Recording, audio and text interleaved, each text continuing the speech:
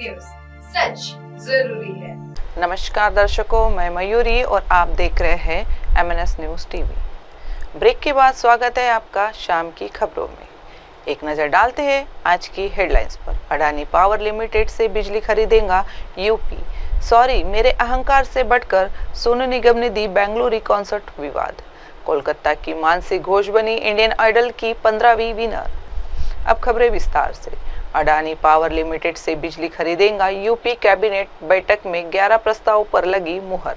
CM योगी की अध्यक्षता में मंगलवार को योगी कैबिनेट की मीटिंग हुई। इस बैठक में प्रदेश के विकास से जुड़े कई अहम प्रस्ताव पर कैबिनेट ने मंजूरी दी। राज्य कर्मचारियों से जुड़ी ट्रांसफर पॉलिसी 25-26 का कैबिनेट से अनुमोदन हुआ। इसके साथ ही यूपी अडानी पावर लिमिटेड से बिजली खरीदेगा। 5,383 रुपये प्रति यूनिट बिजली ली जाएगी। 25 साल में 2,958 करोड़ की बचत होगी। बता दें कि यूपी कैबिनेट में कुल 11 प्रस्ताव पर मुहर लगी है। अब बढ़ते हैं अगली खबर की ओर। सॉरी मेरे अहंकार से बढ़कर सोनू निगम ने बेंगलुरु कॉन्सर्ट विवाद के बाद कर्नाटक के लोगों से माफी मांगी। सोनू निगम ने कुछ समय पहले बेंगलुरु के कॉन्सर्ट में एक बयान दिया था कि कुछ लोग उन्हें कन्नड़ में गाना गाने के लिए मजबूर कर रहे थे, जिसका बाद उन्होंने उनकी तुलना पहलगाम के आतंकियों से कर दी थी और यह मुद्दा इतना गरमाया कि सिंगर के खिलाफ FIR तक दर्ज हो गई थी। सोनू निगम ने एक और पोस्ट में अपने बयान के बारे में सफाई दी थी। उन्होंने कहा कि वह हमेशा भाषा, संस्कृति, संगीत और राज्यों व लोगों को प्यार देने में पीछे नहीं रहते हैं। उन्होंने कहा कि वह कन्नड़ गानों का भी सम्मान करते हैं, लेकिन 51 साल की उम्र में वह छोटे बच्चे से बेइज्जती नहीं सहेंगे, जो भाषा के चलते उन्हें हजारों लोग के सामने धमका रहा हो। कन्नड़ समुदाय के लोगों ने सोनू निगम की खूब आलोचना की थी। बाद में FIR दर्ज होने के बाद सिंगर ने सफाई दी थी और कहा था कि वे लड़के उन्हें धमका रहे थे कि वे कन्नड़ में गाना गाए।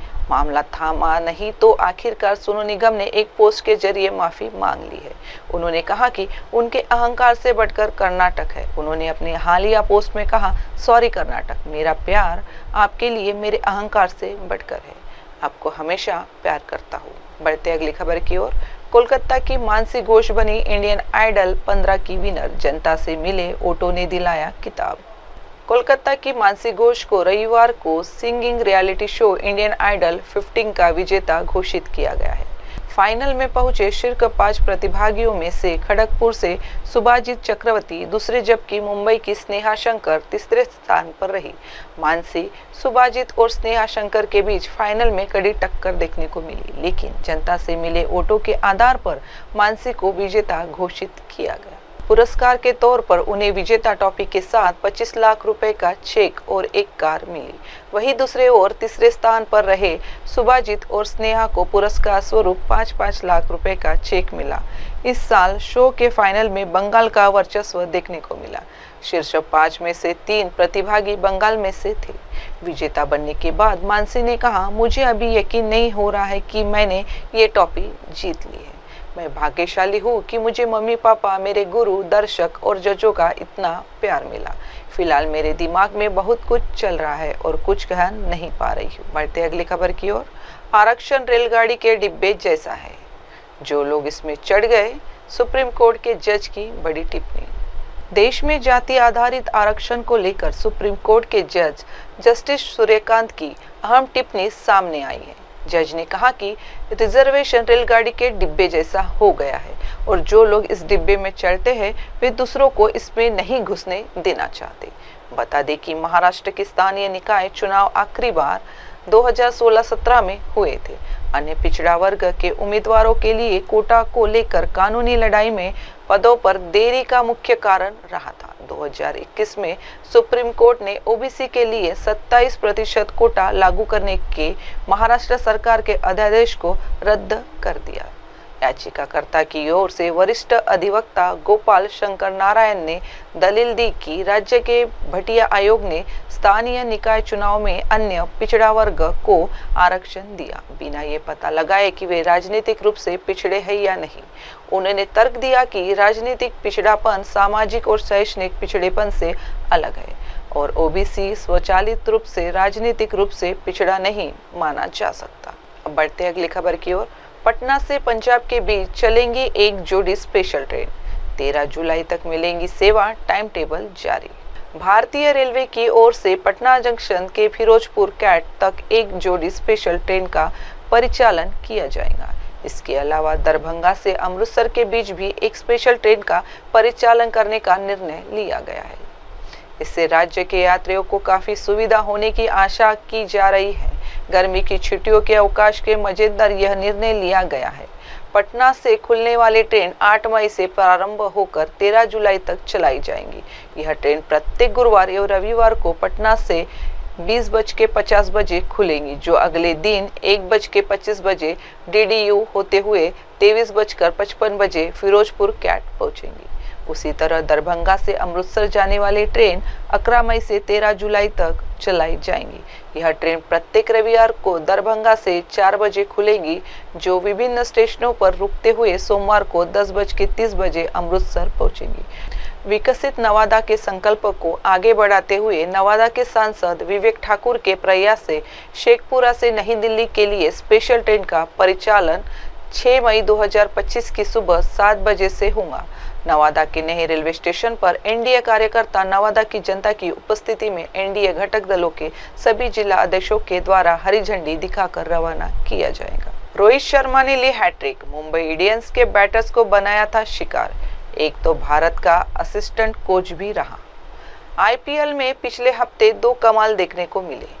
पहला, युजवेंद्र चहल ने चेन्नई सुपर किंग्स के खिलाफ सीजन की पहले हैट्रिक ली। इसके एक दिन बाद रोहित शर्मा ने मुंबई इंडियंस के लिए अपना 6000वां रन बनाया। इन दोनों प्रदर्शन से रोहित शर्मा का एक खास तरह का रिकॉर्ड चर्चा में आ गया। हिटमैन रोहित आईपीएल में एकमात्र खिलाड़ी है जिनके नाम 4000 से ज्यादा रन और हैट्रिक दोनों दर्ज है।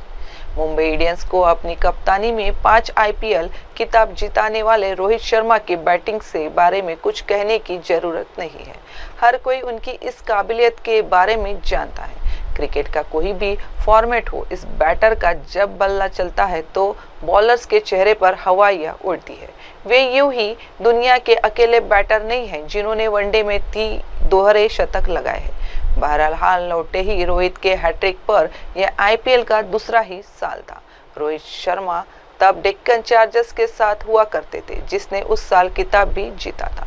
डेक्कन के इस खिताबी सफर में रोहित शर्मा ने मुंबई इंडियंस के खिलाफ कमाल का प्रदर्शन किया था।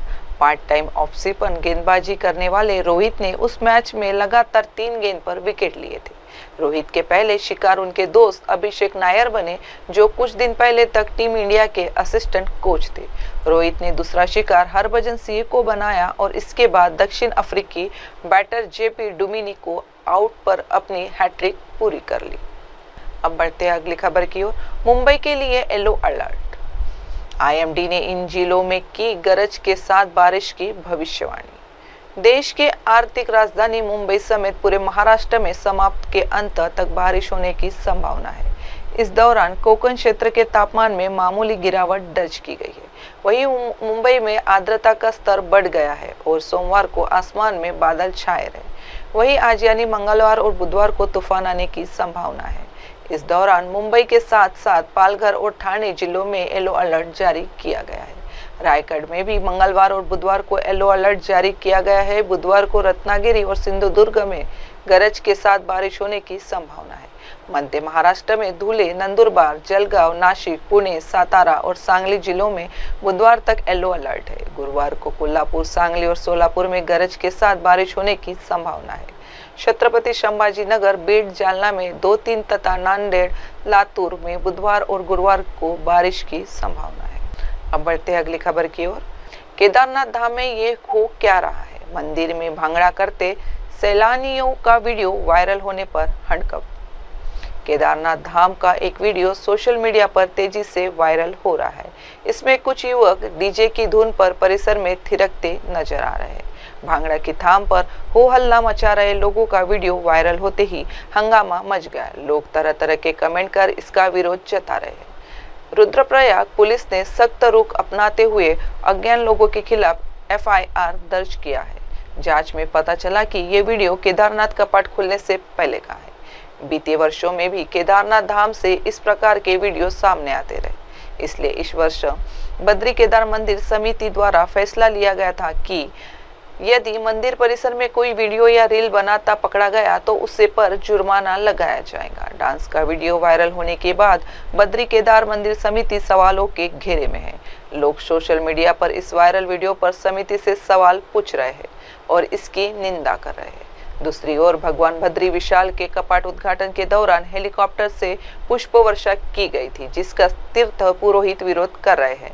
पुरोहितों का कहना है कि बद्रीनाथ धाम में भगवान बद्री विशाल पद्मासन में विराजमान है और तप कर रहे हैं। ऐसे में यहाँ शंख बजाना वर्जित है। साथ ही मंदिर के ठीक ऊपर हेलीकॉप्टर उड़ाकर शोर करना यहाँ की परंपरा के खिलाफ है।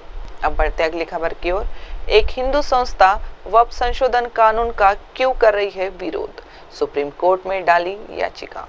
वक्फ संशोधन कानून के खिलाफ सुप्रीम कोर्ट में ढेर सारी याचिकाओं पर सुनवाई हो रही है। इन याचिकाओं में कई मुस्लिम संगठनों से जुड़ी हुई है तो कुछ राजनीतिक दलों के नेताओं की ओर से भी लगाई गई है। लगभग सभी याचिकाओं में वक्फ संशोधन कानून को संविधान का उल्लंघन और मुसलमानों के मौलिक अधिकारों का हनन बताने की कोशिश की गई है। अलबत्ता सुप्रीम कोर्ट ने इनके आधार पर इस अधिनियम पर अभी कोई रोक नहीं लगाई है। इस बीच एक हिंदू संगठन का भी नाम सामने आया है, जिसने वक्फ संशोधन कानून को भारतीय मुसलमानों के अस्तित्व के लिए संकट बताकर सुप्रीम कोर्ट से इसे खारिज करने की गुहार लगाई है।